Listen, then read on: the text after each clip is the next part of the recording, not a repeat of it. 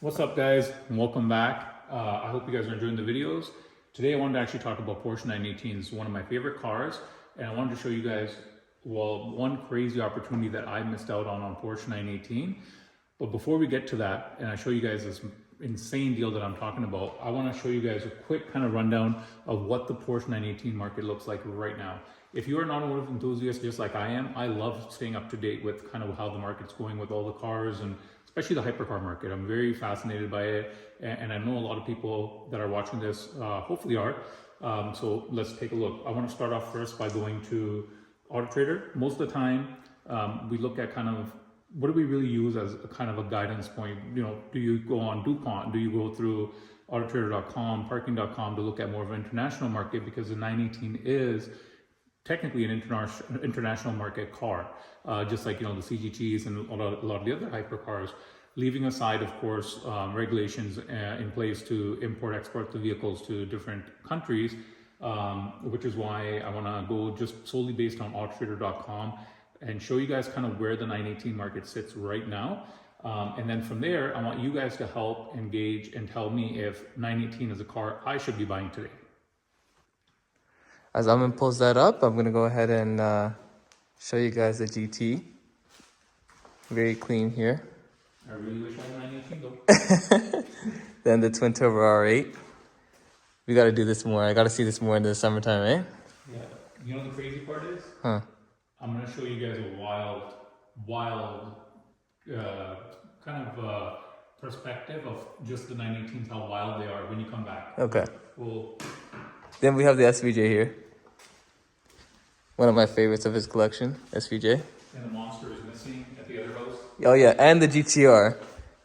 That's the fully done up GTR there. It's at the other house.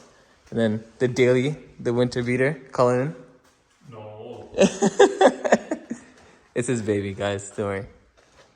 The winter car, well, technically, daily driver is the M3. Oh yeah, then that's outside. Yeah. So when we're looking up just kind of generally, because right now 918s, there are none for sale in Canada. There were some great deals, not great deals, but there were good deals last year. Those are not available anymore. And this is one of those, you snooze, you lose. I wish I could have, should have, could have, would have, doesn't matter at this point, but we can still talk about it. But at the end of this, I want you guys to see the numbers for the insane deal that I'm talking about on that 918 that I missed out on. And shout out to Roy. Roy, I'm gonna show a screenshot of our communication at that time when Roy was like, yes, this is a good car to buy. And I didn't listen, so I'm sorry. But let's go start. Usually with zip code, I just throw in any zip code, and I kind of look at nationwide throughout the US as well.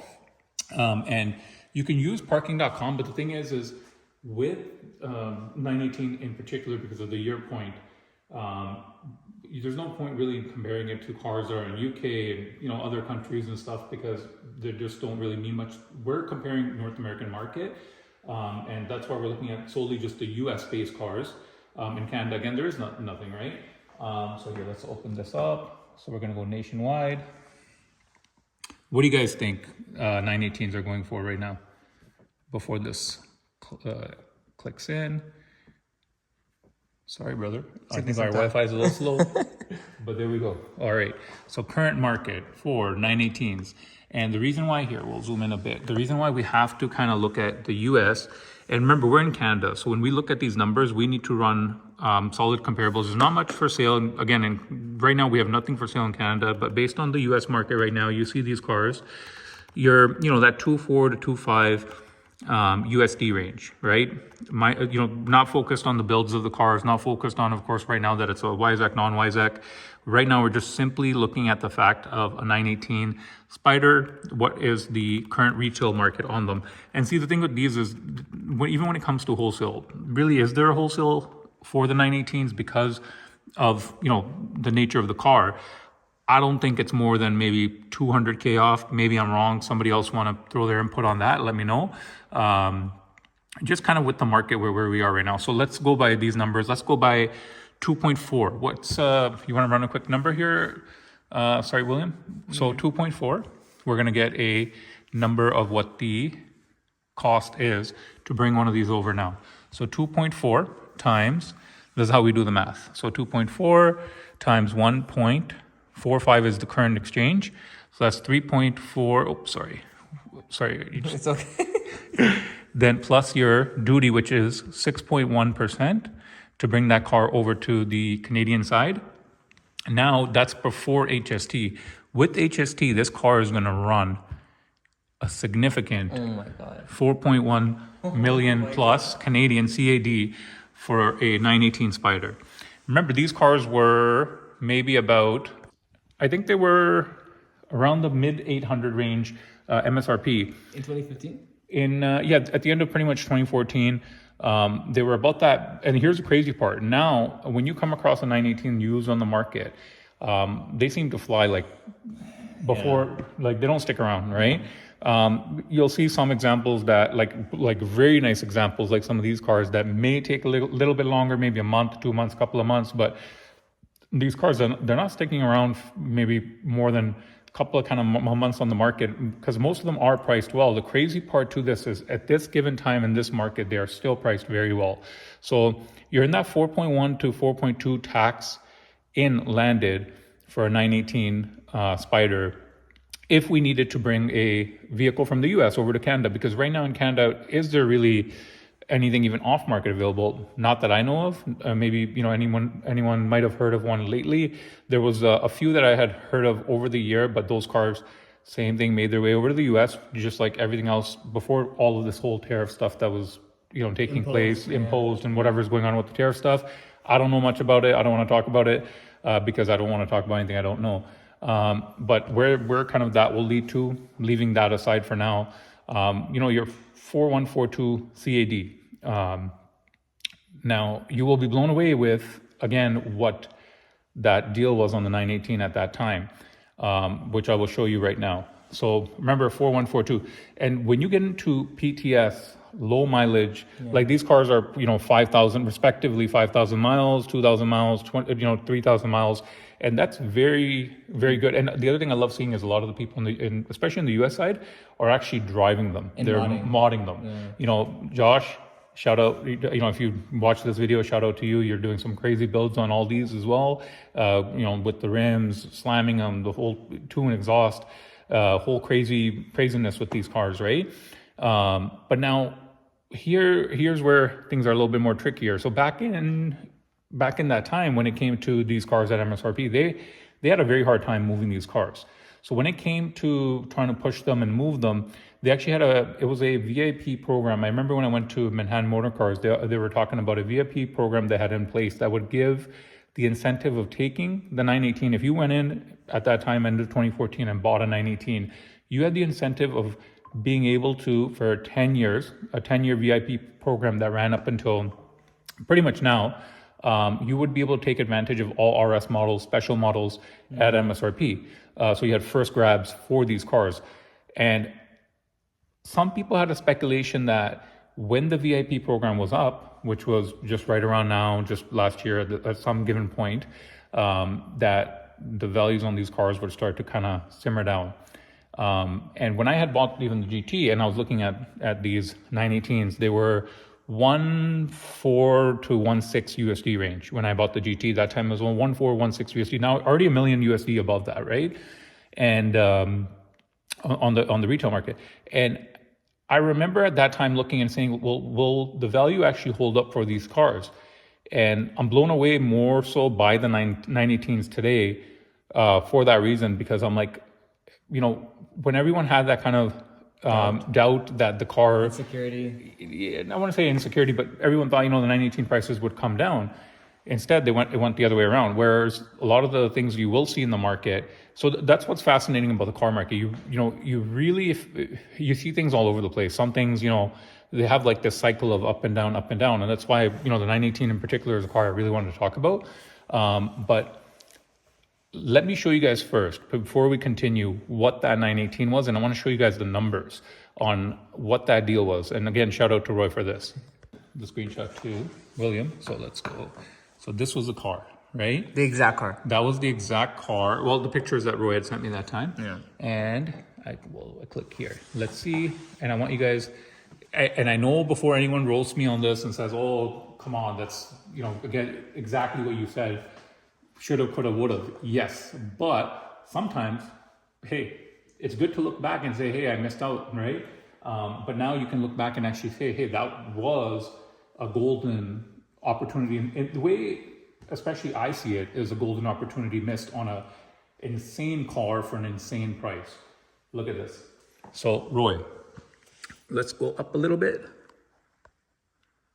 November 26th, 2020. All right? That's the 918 for 925. Oh my God. So this was a private deal through one of Roy's friends, in the US, who had sent him this car and offered this car for 925 USD. But now you also got to remember, it's not just a matter of 925 USD back in, November 26, 2020 when Roy had sent this car. It's also about the difference. And remember, because we're in Canada, the difference in the US dollar. The US dollar is extremely strong against the Canadian dollar today. What's the difference? Today, we're at a 145 exchange rate. At that time, I think I took a screenshot here. At that given time, the exchange, so we're at 145 today. At that time, if you zoom in a little bit more, we were at 128. So that 925 was at, 925,000 was at a 128 exchange, right? So when we do the math, we are 128 exchange, 1.184 CAD, plus your 6.1% duty. In CAD, we were at 1.2-ish before tax HST. So if we even add HST in, 1.4 landed on the road, registered, done. Now what was those rates right now? They're like 4.1, 4.2 for good example cars. So that was a good example car. It was a beautiful car. It wasn't on WISAC, but again, just not going right to the nitty gritty about every single small detail, but just a very straightforward example. So let's go 4.1 that was landed, right? $2.7 million difference. So it is 3 times the price that it was offered in November of 2020. Now we just entered 2025, January, today is February 1st. So let's few months back. So we're 2021, 2022, 2023, 2024, 4 years, few months in. And this car multiplied. Now the question here is, in today's given price point, today's given market, do you believe that the 918 is worth that money? I do believe the car is worth that money, but can I, not to say that, oh, hey, just because one car was offered at 925, I didn't catch it, that I wouldn't buy a 918. My kind of standpoint right now on where the market is with the 918s is I think they still have a lot of room to grow, because you see, so we're looking at, again, good examples, but when you get into PTS cars and you get into lower mileage cars, they're far over 3. Like some of the auctions we've seen, like that white one that sold at RM, but they're far over that 3 USD mark before any of that. The other thing is there are more cars available in the US, but there's not a lot. There's 7 cars listed. I remember at one point I was looking last year, there's 3 cars listed. But in Canada, we very oddly, maybe in a year, we'll see maximum 2 918s listed. In most cases, sometimes you don't see any listed. You'll hear of the odd one pop up here and there off market. So a lot of owners are holding the cars. They're not selling the cars. So is that a good sign? And I want some input from you guys here. Is it, if you're able to score a deal on a 918, what is a deal? What number is kind of that golden number? And the number that I thought was a good deal on a 918 has far gone. It wasn't the 925. That was a solid deal. That was when I was a little more into the 918, started kind of getting familiar with the 918s. But now, what's crazy to say, again, 2 completely different cars, but a 19 Chiron is hovering in the high 2s now. They were 3.2 to 3.6 range USD. Most of them were like a 3.3 MSRP. So now, if a Chiron is in the high 2s, you're a 2.9 retail car. For a good example, 918, you're already 2.5. You kind of see where I'm going with this. Is, do you explore other hypercars at that time if you're in the market for a hypercar? Or is 918 that golden car? I had a dream of building the Holy Trinity. I don't know if that's happening anytime soon with these prices, because just like that, the P1s are going for insane money. And just like that, the LAFs are going for insane money. I think there's some other cars that are on my list that I will hopefully catch before this wave kind of continues to grow. The reality is there's not enough cars, but there's a lot more buyers with a lot more money. And that's kind of the reality of stuff. There's some big, you know, in respect to every single one of the guys out there, or you know, guys and girls out there, you guys are like, some of these collections, like for example, when we go to Monterey Car Week, are intense. It blows your mind, but it is nothing more than motivation.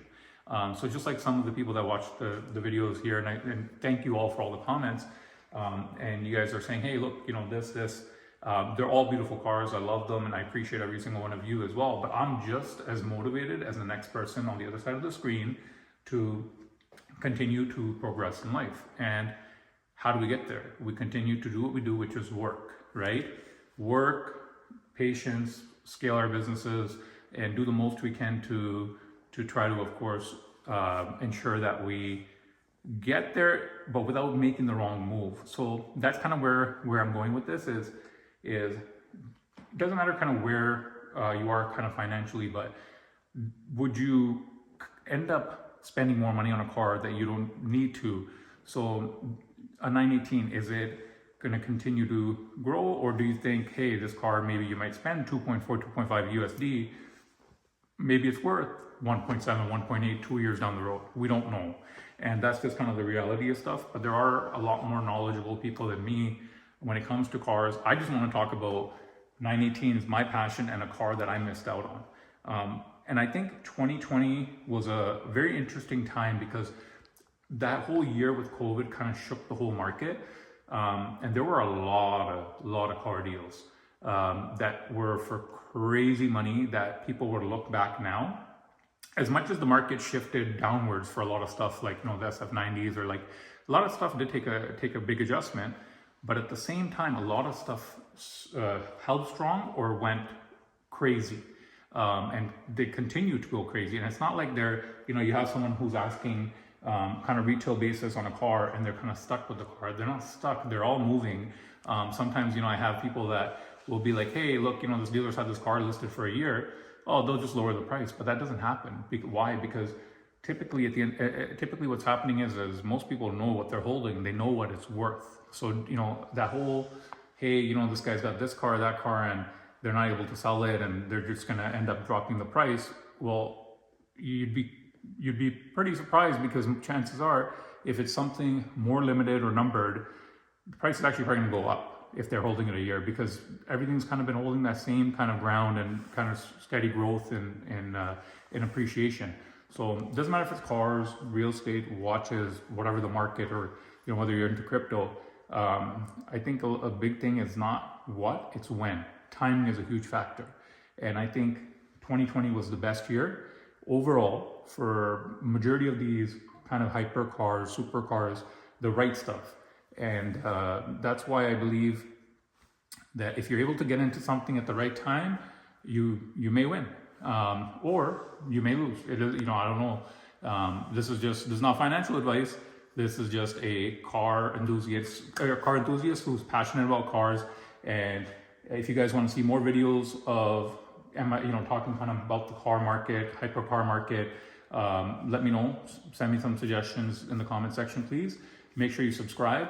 And if there's anything in particular you want to see about these cars, you know, the GT, nothing really we can do with the GT right now because pretty cold. It's pretty cold, but a lot of snow outside too. You know, R8, take it out. SVJ, take it out. Cullinan is a little bit boring. Not really too much to do with that. The M3 I've been loving. We have the winter tires on. The GTR we got to get back on the road as well. It's a full track setup. You know, we'll go by one day, make a video of that. But yeah, guys, let me know. Make sure you subscribe, comment, like, and I appreciate all the positive feedback. And thank you.